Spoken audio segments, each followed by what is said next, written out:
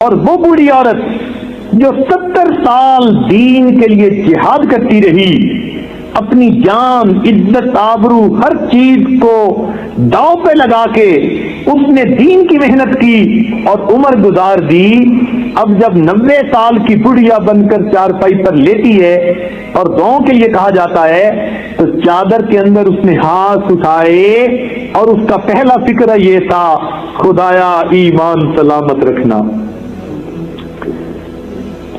خدایا ایمان سلامت رکھنا۔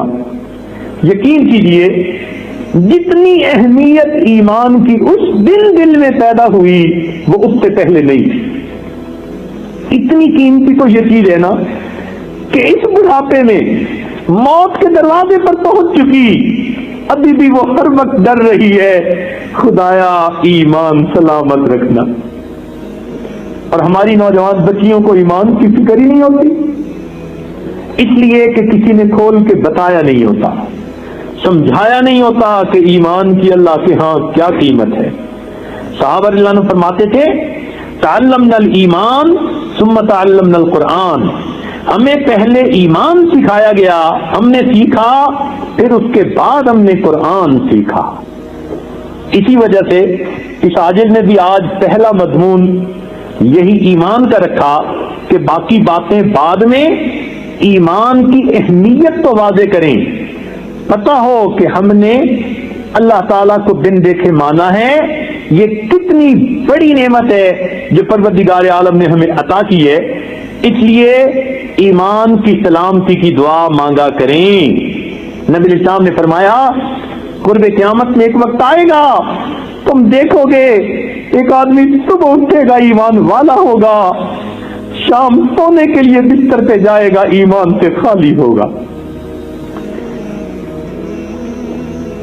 ہمارے اکابر اس فتنے اور فساد کے دور میں پیدا ہونے سے اللہ کی پناہ مانگا کرتے تھے، ہم کمزور ایمان والے اس فتنے اور فساد کے دور میں زندہ ہیں۔ سوچئے ہمیں اپنے ایمان کے بارے میں کتنا فکر مند ہونے کی ضرورت ہے۔ ہم سے تو گھر کی چھوٹی چھوٹی چیزوں کی حفاظت نہیں ہوتی، اے مالک ہم ایمان کی حفاظت کیسے کر پائیں گے؟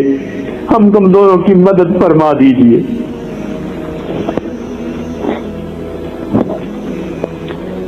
امام احمد بن حنبل رحمۃ اللہ علیہ، جنہوں نے مسئلہ خلق قرآن میں کوڑے برداشت کر لیے، ان کے بارے میں آتا ہے کہ جب آخری وقت آیا طلباء نے کلمہ پڑھنا شروع کر دیا، امام صاحب پڑھتے لا، پھر پڑھتے لا، پھر پڑھتے لا، تھوڑی دیر بعد طبیعت سنبھل گئی تو شاگردوں نے پوچھا کہ حضرت آپ پورا کلمہ کیوں نہیں پڑھ رہے تھے؟ تو فرمایا کہ شیطان اس وقت میرے سامنے آیا اور مجھے کہہ رہا تھا کہ احمد بن حنبل تم پر ایمان بچا کے چلے گئے، اور میں کہہ رہا تھا لا، نہیں نہیں او مردود، جب تک میری روح نکل نہیں جاتی، آخری سانس ہو نہیں جاتا، اس وقت تک میں تیرے ہتھ کنڈوں سے عمل میں نہیں۔ تو ہمارے اکابر کو آخری لمحے تک ایمان کی فکر ہوتی تھی، ہمیں بھی یہ فکر ہونی چاہیے۔ شک سے بچیں، شریعت کی، دین کی بات میں کوئی شک نہیں ہونا چاہیے، شک سے بندے کا ایمان ہی ضائع ہو جاتا ہے۔ اس لیے قرآن پاک کے شروع میں اللہ تعالیٰ نے فرما دیا، ذالک الکتاب لا ریب فیہ ھدی للمتقین۔ ھدی للمتقین کہنے سے پہلے بات کھول دی، اس میں کوئی شک نہیں، اس لیے کہ شک کی نظر پڑو گے تو تمہیں پھر اس سے بھی ہدایت نصیب نہیں ہوگی۔ نبی اسلام نے دعا مانگی، اللہم انی اعوذ بک من الشک والشرک والشقاق والنفاق وسوء الاخلاق۔ شرک سے بھی پہلے شک سے حفاظت کی دعا مانگی۔ اور آج عورتیں دین کے معاملے میں ذرا ذرا سی بات پہ شک میں آ جاتی ہیں، پتہ نہیں کیا ہوگا۔ ہمیں ایمان کے بارے میں کوئی شک نہیں۔ اس لیے امام اعظم ابو حنیفہ رحمۃ اللہ علیہ، اللہ ان کو کروڑوں کروڑوں رحمتیں برکتیں عطا فرمائے، ان سے پوچھا گیا آپ مومن ہیں؟ جواب دیا انا مؤمن حقا، میں پکی بات ہے کہ مومن ہوں۔ امام شافعی رحمۃ اللہ علیہ سے پوچھا گیا، انہوں نے فرمایا انا مومن انشاءاللہ۔ علماء نے لکھا کہ امام شافعی رحمۃ اللہ علیہ نے موت کے وقت کی کیفیت کو سامنے رکھا کہ انشاءاللہ موت تک ایمان سلامت رہا تو میں مومن۔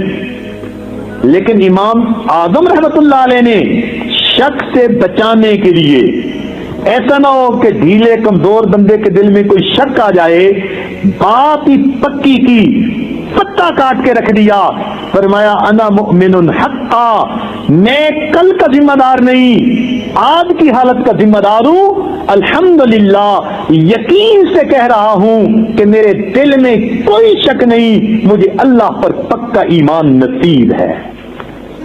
یہ ہوتا ہے چٹان پاؤں کے نیچے ہونا۔ تو ایسا ہمیں ایمان نصیب ہونا چاہیے۔ اس ایمان کی خاطر ہمارے اکابر نے بڑی قربانیاں دی، انشاءاللہ کسی دوسری محفل میں اس کے بارے میں بھی بتا دیں گے۔ اللہ تعالی ہمیں اپنے ایمان کی حفاظت کی توفیق عطا فرما دے۔ وآخر دعوانا ان الحمد للہ رب العالمین۔